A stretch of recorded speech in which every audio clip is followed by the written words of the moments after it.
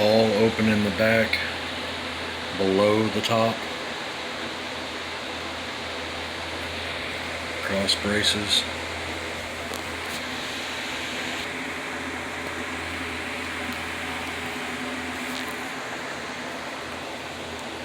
Yeah, I just paused it to do that. I wanted to show that there is enough clearance for the motor to sit underneath the battery, mounted as far low as the motor, skid plate, transmission, whatever, can go down there.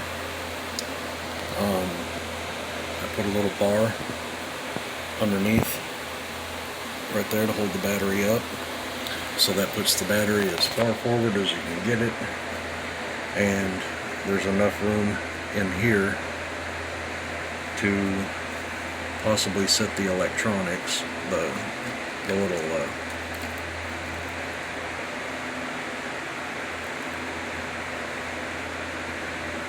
TS whatever 0001. Yeah, I'm liking it.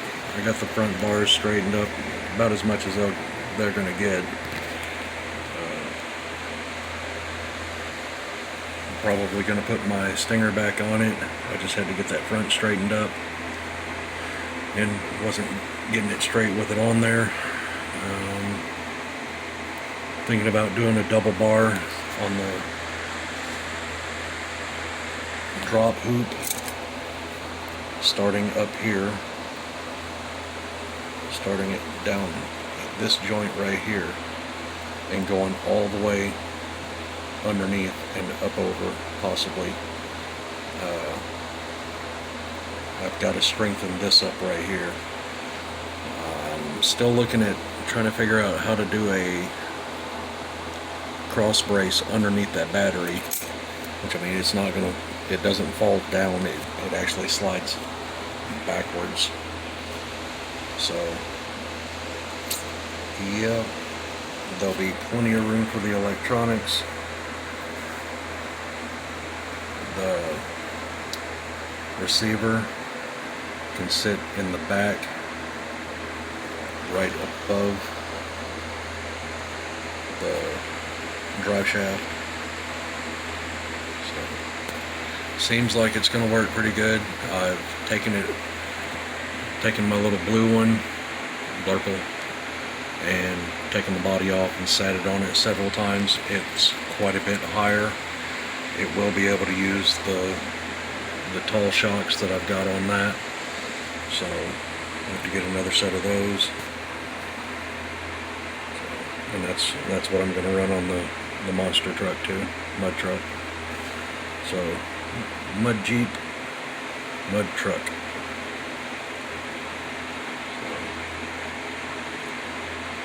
Not sure what else to do to it. It looks pretty, I like the way it looks. I don't see anywhere else where I can really do much.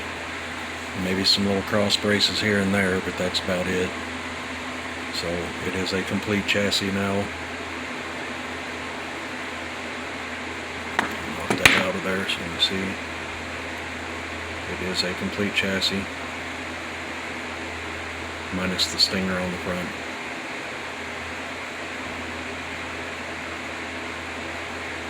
Little V-shaped bars right there actually triangulate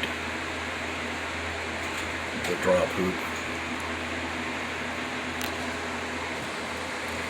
And I had to keep pausing it because I keep getting interrupted, but anyway, now you can see how the battery slides back out of the tray, which is not really a tray, it's just a bar holding it up. I haven't done any real cleaning on it. There's a lot of burnt flux on it still. I have had to, and this is not near as pretty as that one came out really nice. I've got a lot of ugly spots on this one, and I'm sure it's probably got some crooked spots too. But the Willy's is basically a full chassis now. Full tube chassis. Not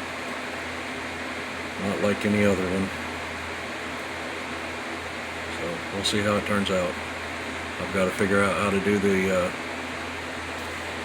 shock mount positions. I still have to move these closer together. Those two upper shock mounts are spread out a little too far. I've got to have clearance to miss this lower bar right here with the shocks. So, and just ignore my little tires here. Those are just for me to set it up and kind of look at it. I would love to have wheels for it that fit Orlando's with those tires, but I don't. And my 3D printer is a piece of crap, so I guess I could invest money and time into the 3D printer and make my own eventually. For now, that's what I've done today, here and there, not very much. Only took a couple of hours to get all that figured out, and you can actually look at it and tell it does have a front.